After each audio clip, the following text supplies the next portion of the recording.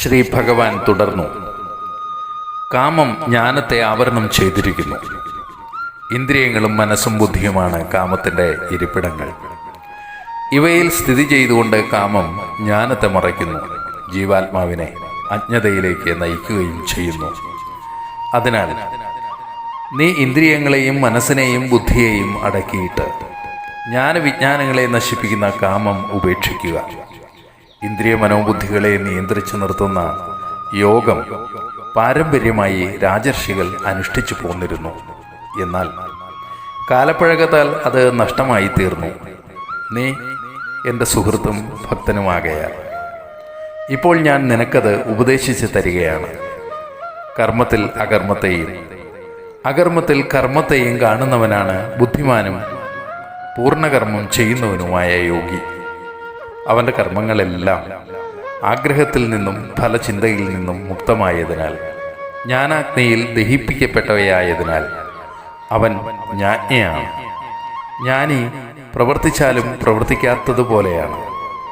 അവൻ ശരീരം കൊണ്ട് മാത്രമാണ് കർമ്മം ചെയ്യുന്നത്. അവന് ഫലത്തിൽ താല്പര്യമില്ല.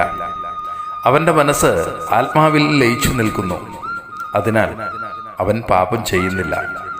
അവൻ്റെ കർമ്മം ലോകസേവനത്തിനു വേണ്ടി മാത്രമാണ്. കർമ്മഫലം അവൻ്റെ സദ്ഗതിയെ ബാധിക്കുന്നില്ല. എല്ലാ കർമ്മങ്ങളും അവന് ബ്രഹ്മമാണ്. ബ്രഹ്മത്തിൽ നിന്ന് അന്യമായി ഒന്നുമില്ല. ജ്ഞാനിയുടെ കർമ്മത്തെ വൈദിക യജ്ഞത്തോട് ഉപമിച്ചാൽ ഹോതാവും ഹോമദ്രവ്യവും ഹവനക്രിയയും ഹോമാധികരണവും പ്രാപ്യസ്ഥാനവും എല്ലാം ബ്രഹ്മം തന്നെയാണ്. എല്ലാ യജ്ഞങ്ങളിലും വച്ച് ശ്രേഷ്ഠം ജ്ഞാനയജ്ഞമാണ്. എല്ലാ കർമ്മങ്ങളും ജ്ഞാനത്തിൽ പര്യവസാനിക്കുന്നു. ജ്ഞാനം സിദ്ധിച്ചാൽ എല്ലാ ജീവികളെയും എന്നിലും നിന്നിലും നിനക്ക് കാണാൻ കഴിയും. പിന്നെ അജ്ഞാനം മൂലമുണ്ടാകുന്ന ആശയവൈരുദ്ധ്യം നിന്നെ കുഴയ്ക്കുകയില്ല. സമദർശനമാണ് സമത്വബുദ്ധി. അതുതന്നെ യോഗവും. യോഗാനുഭൂതിയാൽ കർമ്മങ്ങളെ സന്യസിച്ചവനും ജ്ഞാനം കൊണ്ട് സംശയത്തിൻ്റെ വേരറ്റു പോയവനും താൻ ചെയ്യുന്ന കർമ്മങ്ങളാൽ ബന്ധിക്കപ്പെടുന്നില്ല. ജ്ഞാനത്തിൻ്റെ വാൾ കൊണ്ട് നിന്റെ സംശയം മുറിച്ചു കളയുക.